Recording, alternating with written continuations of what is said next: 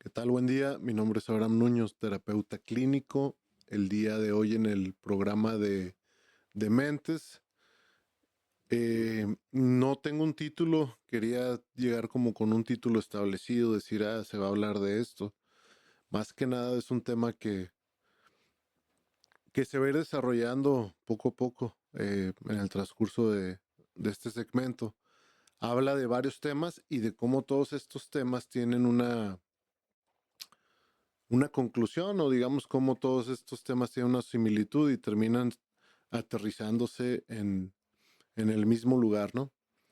Quería empezar el programa con una frase, que es una frase que siempre se me ha hecho muy importante y hace poco estaba leyendo un libro y precisamente venía esa frase y era una frase que leí hace más de 15 años y se vuelve a presentar. Entonces, pienso que todo este segmento se va a ir desglosando en parte de esa frase, ¿no? Dice, somos lo que hacemos con lo que hicieron de nosotros. Es una frase de Sartre y dice que, pues básicamente somos el producto de todo lo que hicieron con nosotros, ¿no? ¿A qué se refiere? Pues hay muchas interpretaciones, posiblemente cada persona vamos a interpretar esto diferente, va a haber gente que está de acuerdo, va a haber gente que no, va a haber gente, etcétera. Desde mi interpretación personal, profesional, se pudiera interpretar de la siguiente forma. Somos lo que hacemos con lo que hicieron de nosotros. Pues básicamente una parte muy importante es que cuando uno precisamente va creciendo y cuando uno es un niño y llega a este mundo, pues llega uno sin desarrollar ese ser, ¿no? Ese ser como entendido como esa identidad, como ese conjunto de valores y de conductas. Llegamos aquí, somos bebés y básicamente vamos a depender del cuidado y de las atenciones y de la respuesta y de la responsabilidad de las personas que están a nuestro alrededor. Entonces, si esas personas muchas veces no están aptas o no son aptas para, digamos, eh, cumplir esas necesidades básicas, pues va a haber muchas más adelante. Y también se habla un poco del psicoanálisis, que el psicoanálisis dice mucho lo que es infancia igual a destino. Entonces más adelante va a haber ciertas representaciones y ciertas situaciones en la vida que van a ser representativas de eso que nos hizo falta, de eso que no aprendimos, o más bien de eso que aprendimos muchas veces de forma disfuncional. Entonces, de chicos, pues ahí vamos creciendo y vamos entendiendo por medio de la observación, vamos viendo lo que tiene sentido y no elegimos las cosas que nos van a marcar, simplemente son situaciones que se van presentando muchas veces por cuestiones secundarias, cosas que no elegimos en la vida y se van presentando y a veces las entendemos, a veces no, y a veces con el tiempo las vamos a ir entendiendo. Entonces, somos el producto de todas estas experiencias, de todas estas situaciones. Y no nomás de la situación en sí, sino de la forma en que nos marcó ese evento, esa situación, esa vivencia, esa interacción. Y ahí vamos por la vida. Entonces, muchas veces el no entender, el no saber o el estar expuesto a todo esto va a tener un efecto en cómo nosotros vamos a vivir nuestra vida ya más adelante de adultos.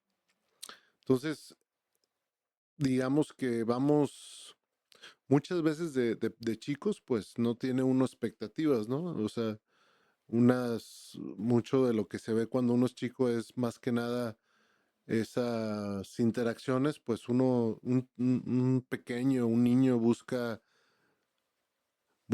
básicamente la alegría, ¿no? Quizás no la felicidad, porque hay una distinción entre la alegría y la felicidad.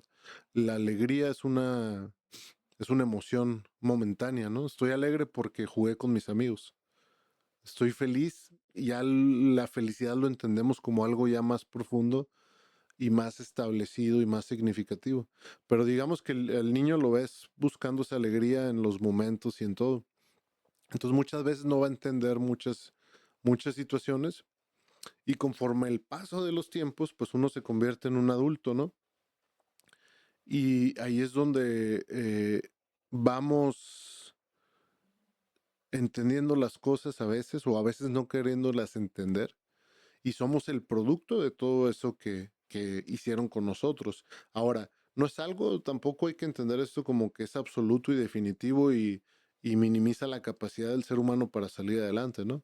Porque en algún punto en la vida es importante que como seres humanos también tomemos esa responsabilidad y veamos cómo somos como personas. Quizás no como niños, porque como niños pues volvemos a buscar esos momentos de emociones, ¿no? De estar bien, de estar alegre, de estar con los amigos, de estar feliz. Pero ya uno va creciendo y se llena más de situaciones, de responsabilidades y se va disminuyendo esa parte espontánea, esa alegría, ¿no? ¿Por qué? Porque ya hay más responsabilidades. Entonces, cuando llegamos a ese punto donde nos toca crecer, ¿no? Nos toca crecer y nos toca entender que hay más situaciones con las que vamos a afrontar y más situaciones que vamos a vivir. Y nos toca ahí hacer como un análisis de lo que representa la felicidad en nuestra vida y qué tan fugaz es o qué tan importante es. Y ahí en ese análisis de la felicidad y de todas estas cuestiones de la vida, la tristeza, la soledad, todo eso, conforme lo vayamos entendiendo y vayamos haciendo esos ajustes, pues tampoco va a garantizar que la vida sea totalmente feliz, pero sí puede quizás minimizar esa, esa tristeza o esa soledad o esa desesperanza, ¿no? Entonces el problema no es tanto en las cosas. La cuestión es cómo vamos idealizando esas cosas, ¿no? Vamos creciendo y entonces, por ejemplo, si de chicos parte de nuestra identidad se nos comprometió por medio de un papá, una mamá, un familiar, un hermano, donde se comprometió de una forma que no podíamos estar bien, que no podíamos estar a gusto, que no podíamos hacer ciertas cosas, pues eso va a dictar muchas veces en cómo vivimos nuestras relaciones emocionales, nuestras relaciones de pareja, nuestras relaciones de amistades, va a dictaminar cómo se van a ir representando y cómo nosotros vamos a contribuir a que que esas relaciones sean de cierta forma. Alguna de las maneras en la que la identidad de un niño se compromete, que posiblemente escuchamos esto y me incluyo, o sea, y son cosas que hacemos como humanos, ¿no? De que a veces hacemos cosas que en el momento tienen lógica y que en el momento son importantes y que pensamos que es lo mejor. Y con el tiempo quizás, o también no tanto con el tiempo, sino con el resultado, también nos ayuda a entender que, bueno, aquí hay que hacer un ajuste, ¿no? Entonces, conforme vamos haciendo ajustes, vamos entendiendo los errores que tuvimos y la oportunidad de mejorarlos y de hacer las cosas mejor. Sin embargo, ese ajuste es algo opcional, es algo de cada persona. Pero alguna de las maneras con las que comprometemos la identidad de los niños como padres, como tíos, como lo que sea, como una persona que está al cargo de un niño es por medio de etiquetarlos constantemente, ¿no? Entonces, volviendo al tema desde el principio, somos lo que hacemos con lo que hicieron de nosotros. Si a ese niño nosotros como padres lo etiquetamos y decimos, es que él es así, es que eso, pues ya así es y es lo que le gusta. Entonces, hay que recordar que el niño está en ese constructo de formar la identidad y nosotros simplemente al etiquetarlo, básicamente hacemos un lado esa parte y experiencia personal en la que el niño, el adolescente va por la vida generando su identidad. Entonces nosotros llegamos y etiquetamos constantemente. Entonces quitamos ese proceso a un lado, lo hacemos nulo, lo minimizamos y imponemos lo que para nosotros es importante. Otra cosa es dar el amor condicionado, ¿no? Nosotros como padres decimos, si tú no haces esto, no, olvídate de esto. Si tú haces esto, y entonces vamos condicionando esa parte afectiva hacia nuestros hijos de que queremos nosotros que entiendan, bueno, no, quizás no lo vemos así, pero el mensaje es, lo que les estamos enseñando es que tú tienes que hacer esto, porque si no lo haces, entonces no te voy a mostrar afecto y te voy a mostrar lo contrario. Entonces vamos por la vida dándoles ese mensaje que para que ellos obtengan nuestro cariño, tiene que pasar esto. Entonces vamos condicionando el amor. Vamos invalidando sus emociones, ¿no? A veces volvemos a lo mismo. O sea, el niño va a ser alguien que va a demostrar sus emociones, va a gritar, va a llorar, va a mostrar su frustración. ¿Y qué hacemos? Lo invalidamos. Decimos, no, es que no llores, no grites, no hagas eso, no, eso está mal, no estoy de acuerdo, no tiene sentido, déjate de cosas, etcétera. Y entonces volvemos otra vez a restringir esa parte de la identidad de ese niño, ¿no? Le vamos invalidando todo, lo vamos restringiendo, le vamos mostrando un amor condicionado, nomás cuando las cosas son buenas, cuando son malas no, cuando son negativas no. Y también buscamos compararlos constantemente, ¿no? Decimos, es que mi hijo no, pues sí, no, no es tan bueno como este, es que mi hijo no sabe, es que mi hijo. Y entonces en vez de buscar cómo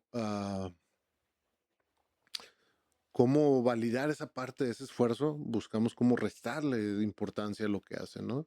Y volvemos a lo mismo. Entonces vamos presentando a esta personita que se va a convertir en un adulto, lo vamos presentando de cierta forma ante los demás, ante la familia, ante los hermanos, de una forma muy, muy errónea, ¿no? Entonces el niño va creciendo y va formando su identidad y está una parte intrínseca, está una parte de él que dice, a mí me gusta esto, sin embargo, tengo que hacer esto.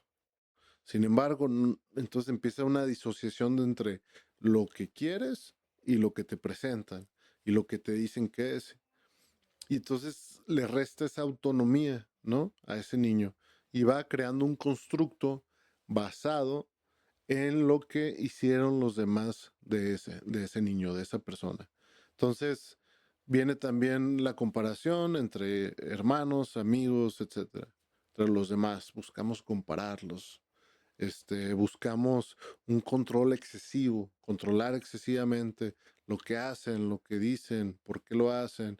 Y entonces a veces saturamos a los niños con ese control excesivo de generarles una rutina y generarles una expectativa y de generarles todo de una forma muy, muy, muy saturada, ¿no? Entonces es poco el paréntesis, es poco el tiempo que tiene el niño para la diversión, para la alegría, ¿no? Y todo es muy estructurado. Y a veces, los exponemos también no nomás a la humillación, a la violencia. Entonces ellos observan la interacción de los padres, por medio de la observación aprenden, ven a los padres, ven cómo es la relación de los padres y crecen pensando que eso está bien, que eso es aceptable. ¿Por qué? Porque eso se normaliza. Entonces si hay violencia en el hogar, se normaliza. Y entonces cuando ya esta persona va creciendo, ya hizo un constructo de todas estas situaciones y lo va haciendo propio y lo va empezando a aplicar en su vida. Entonces, otra parte también es cuando hacemos responsables a los niños de nuestras emociones como adultos. Es que si tú haces eso, me voy a sentir así. Es que cada que haces eso, mami se siente así. Cada que pasa eso, papi se siente así. Entonces vamos responsabilizando a los niños de nuestras emociones como adultos. Entonces, ¿qué es lo que pasa con todo esto? Bueno, cuando ese niño ya tiene la oportunidad de elegir sus relaciones y empieza, digamos, en el marco de una relación romántica, donde empieza ya a buscar una relación romántica con una persona, mucho de lo que aprendió se va a ver reflejado en esa relación, ¿no? Y entonces las personas, los niños ya adolescentes, adultos, empiezan a amar, a querer a la persona de acuerdo a estos constructos. Y entonces a veces no entendemos por qué es que esa persona es así, porque esa persona dice que me quiere, pero me golpea, porque esa persona me trata de esa forma, porque esa persona tiene una necesidad excesiva de valoración, es una necesidad excesiva de afecto, o por lo contrario, ¿no? Tiene una forma disfuncional de mostrar ese amor. Pero entonces ahí es cuando podemos hacer un paréntesis y decir, bueno, y en realidad, ¿qué es amor? Porque aquí estamos hablando de representaciones, sin embargo, no estamos hablando de esa parte de que cómo se enseña a querer y cómo se enseña a amar a los niños, cómo se enseña esa parte afectiva. Entonces, ¿cuántas personas crecen carentes de esa forma, de esa guía de saber cómo querer y cómo mostrar afecto? Y entonces nos vamos convirtiendo en adultos y adultos que no conocen el amor o no saben cómo mostrar esa parte. Y se va dando sucesivamente. Y entonces nos vamos enfrascando en relaciones disfuncionales y queremos que esa persona nos quiera. Y quizás esa persona no sabe querer porque no le enseñaron cómo querer. Porque el amor no es una cuestión nomás que pum y ya. El amor también es una responsabilidad. Entonces es un ejercicio que se va dando constantemente, ¿no? El amor y el enamoramiento son cosas muy distintas, ¿no? Es como les decía, la alegría y la felicidad son cosas muy distintas. Entonces la alegría puede ser algo fugaz, momentáneo. Estoy alegre porque pasó esto. Estoy alegre por esto. Pero puedo estar alegre por momentos y no ser feliz. Y puedo estar enamorado por momentos y no amar. Y ahí es donde viene toda esta cuestión de que cómo sabemos nosotros, ya como adultos, diferenciar entre esto y esto. Y esto para qué nos sirve y esto para qué es. Y entonces muchas veces no hicimos ese ejercicio con nuestros hijos y nuestros hijos van creciendo sin esa guía, sin esa información y muchas veces de forma impulsiva creyendo que esto es esto y esto es esto y no hay esa distinción entre la cuestión emocional, no hay esa distinción entre la, la forma en la que se puede llevar una relación saludable, la forma en la que ellos pueden también empezar desde chicos a tener relaciones significativas que son saludables desde chicos y no que sean relaciones que uno dice, ay, no, pues así es y ni modo y perdona al amiguito siempre y perdona a esta persona aunque te trate mal, así es esto, así son las cosas. Y entonces vamos dando ese mensaje donde está bien está bien no defender o está bien no buscar esa integridad como persona desde chico. Y crecemos permitiendo que todas las personas también pues te muestren una forma disfuncional de afecto y entonces como ya lo normalizaste y así lo viviste y así lo entendiste, para ti eso es representativo del amor, ¿no? Sin embargo, aquí hay una cuestión bien importante. Por más que nosotros creamos que eso es significativo, que eso es importante, hay una parte también muy importante, que es una parte interna, que por más que nos creamos las cosas, siempre esa parte sale y nos dice, hey, esto no es esto. Y entonces uno a veces busca ignorar o apagar esa parte, o confundirla, o justificarla, diciendo, no, no, no, sí es. No, pero mira, esto es lo que está pasando. Y uno entiende y sabe esa parte. Sin embargo, uno mismo también busca cómo generarse ideas para justificar eso que estamos sintiendo, que ya no es felicidad, ya no es amor, ya no es enamoramiento, ya no es nada. Simplemente es el aferrarnos a querer que las cosas sean de esa forma, ¿no? Entonces, es bien importante el saber y entender qué partes de nuestra vida como adultos y posteriormente ya como adultos, enseñarle a nuestros hijos también esa parte donde necesitamos regularnos, esa parte donde necesitamos hacer ajustes, esa parte donde es importante dar un mensaje apegado a la realidad y no dar un mensaje creado por una versión errónea de las cosas que pensamos como tal, que al final no son. Y eso viene como producto de idealizar, ¿no? Idealizamos a las personas, idealizamos las cosas, idealizamos las experiencias. Y al final, ¿por qué idealizamos todo esto? Porque podemos hablar de muchos ejemplos cuando alguien idealiza una experiencia y dice, ay, esto es lo máximo, quiero ir a ese concierto, va a ser lo mejor, va a ser lo mejor experiencia que pueda tener. Y ya cuando vas y vives el concierto y todo, te quedas, bueno, estuvo bien. No, ¿qué tal estuvo? No, pues no era lo que esperaba. Entonces, muchas veces esa parte nos cuesta comprenderla. Y entonces, como nos cuesta comprenderla, y como idealizamos algo, cuando ya lo vivimos y sabemos que no era eso que queríamos, tenemos esta tendencia a inflar la situación, a decir, sabemos en el fondo que no, pues fue algo, estuvo bien. Sin embargo, viene esa necesidad de idealizar y de proyectar y todo, y proyectamos esa situación como que, uy, no, fue el mejor concierto, fue lo máximo, uy, cantaron las canciones que quería y todo. Y muy en el fondo, pues sabemos que quizás no era así como lo entendíamos, ¿no? Sin embargo, esta parte de nosotros de idealizar y hacer un ajuste entre lo que se espera y se obtiene, pues es importante y es necesaria. Siempre es el ajuste en lo que tenemos, lo que queremos. Cuando hay cuando es muy grande esa cuestión entre lo que queremos y lo que tenemos, genera frustración. Así se presenta la frustración. La frustración es un indicador de desequilibrio entre lo que se desea y lo que es posible. Y cuando no adecuamos lo que tenemos con lo que queremos, pues vivimos en esa frustración, vivimos frustrados.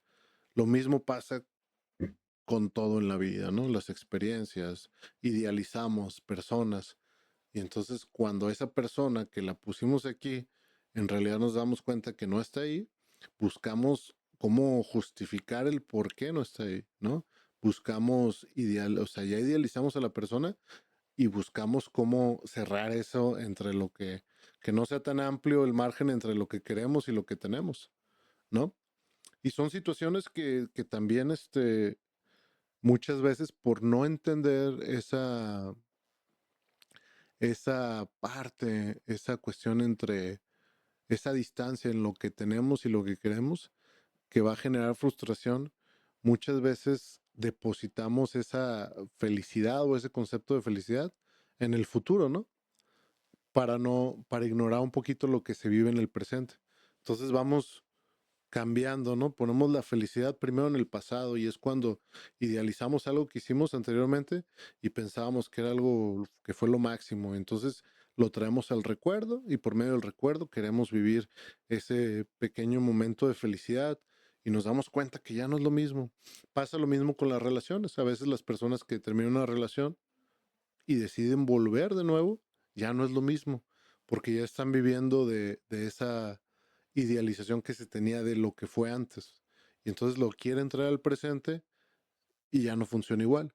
A veces ponemos esa felicidad en el futuro, idealizamos que cuando estemos allá vamos a ser felices y le restamos importancia al presente. Entonces, pues digamos que vamos por la vida idealizando, vamos por la vida creando constructos que pensamos que son importantes y vamos pasando estos constructos hacia nuestra familia, hacia nuestros hijos, con la expectativa y con el deseo de que sigan esa misma dinámica, ¿no? Aunque sea disfuncional. Y lo comentamos anteriormente, ¿no? Cómo se presenta en cuestiones familiares.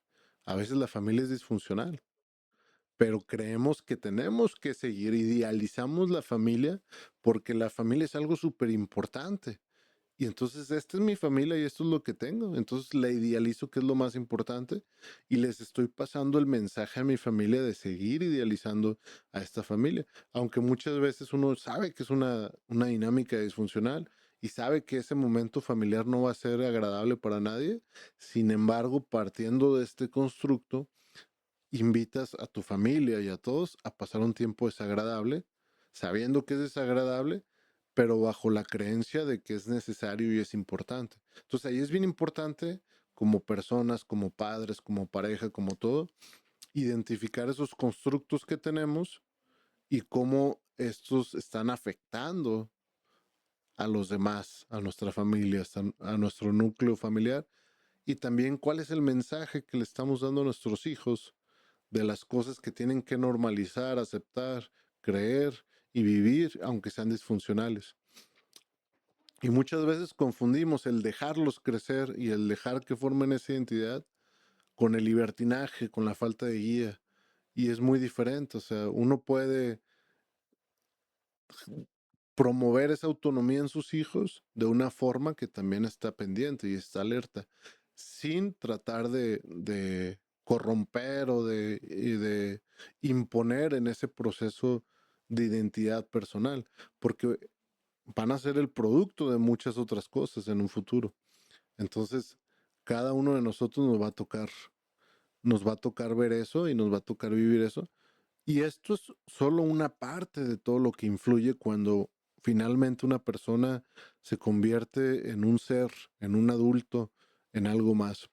Esto nomás es una pequeña parte de todo lo que puede influenciar a la persona a crear ese constructo, a crear esa identidad. Es una pequeña parte nada más. Entonces, ahí es donde viene la responsabilidad de cada uno de nosotros de generarnos algo bueno y de generar algo bueno hacia los demás, hacia nuestra familia, hacia nuestros hijos, hacia nuestra comunidad, hacia nuestro entorno. Tomar responsabilidad de lo que hacemos y de lo que generamos. Básicamente, pues ese era el tema. Espero que a alguien que escuche este programa, este segmento, tenga algo de lógica y busque también identificar estos constructos y estas dinámicas disfuncionales y ponerles un alto también y decir, ¿sabes qué? Aquí no es, y seguir adelante, ¿no? ¿Por qué? Porque somos lo que hacemos con lo que hicieron de nosotros. No desde un punto de vista victimizado, simplemente desde un punto de vista que se ve influenciado por las primeras interacciones de vida que tenemos y la guía que obtenemos de nuestros padres. Entonces, eso es todo por hoy. Les agradezco que escuchen el programa de Mentes. Mi nombre es Abraham Nuño, terapeuta clínico, consejero en Arizona, terapeuta clínico en México, psicólogo, y estoy a sus órdenes. Muchas gracias y que tengan buen día.